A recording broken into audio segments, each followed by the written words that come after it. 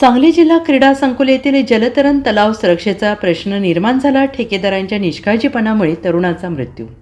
दोषींवर कडक कारवाई झाली नाही तर रस्त्यावर उतरून आंदोलन करण्याचा इशारा नगरसेविका बिल्किस बुजुर्ग यांनी दिला.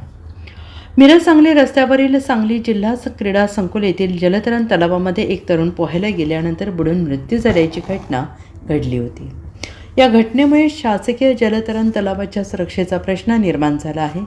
देवा स्विमिंग इन्स्टिट्यूट या कंपनीला या स्विमिंग पूलचा ठेका देण्यात आलेला आहे. दुपारी पोहायला गेलेला मुस्तकीन खुदबुद्दीन मोमीन वय वर्ष 20 या तरुणाचा तलावात बुडून मृत्यू झालेला आहे. दुपारी मुस्तकीन आणि त्याच्या मित्र शासकीय तलाव येथे पोहायला गेला होता. काही वेळानंतर त्याच्या मित्राला मुस्तकीन हा पोहताना दिसला नसल्याने त्यांनी शोधाशोध केली आणि ही बाब त्यांनी त्या ठिकाणी असलेल्या लाईफ गार्डला सांगितली. त्यानंतर बुडालेल्या मुस्तकीन याला तलावातून बाहेर काढून उपचारासाठी रुग्णालयात दाखल करण्यात आले होते, पण उपचारापूर्वी त्याचा मृत्यू झाला.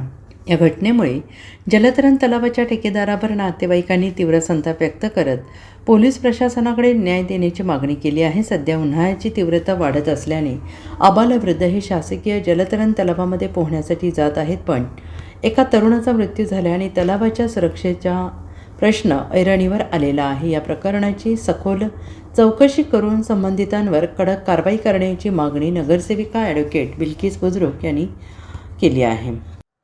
काल जिल्हा क्रीडा संकुलच्या स्विमिंग पूलमध्ये आमच्या वॉर्ड क्रमांक 6 मध्ये राहणारा मुस्तकीम मोमीन हा पोहण्यासाठी गेला असता तिथं बुडून त्याचा दुर्दैवी अंत झालेला. आणि अशी ही जी घटना घडलेली आहे ती अत्यंत दुर्दैवी घटना आहे. जिल्हा क्रीडा संकुलच्या स्विमिंग पूलमध्ये यापूर्वी सुद्धा बऱ्याच जणांनी आपला जीव गमावलेला आहे आणि आता उन्हाळा सुरू झालेला आहे.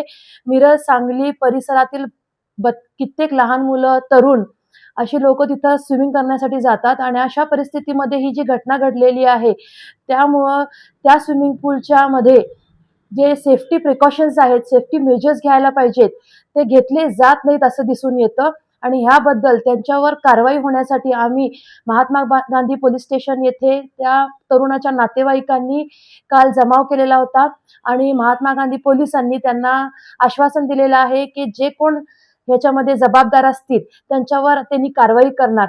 पण हे क्रीडा संकुलच्या स्विमिंग पूलचे जे कोण ठेकेदार असतील त्यांनी अत्यंत निष्काळजीपणे त्या स्विमिंग पूलचं मेंटेन केलेलं आहे आणि लोकांचा जीव धोक्यात घालण्याचा हा जो प्रयत्न ते करत आहेत, त्यामुळे त्यांच्यावर कारवाई व्हावी अशी सगळ्यांची आमची मागणी आहे.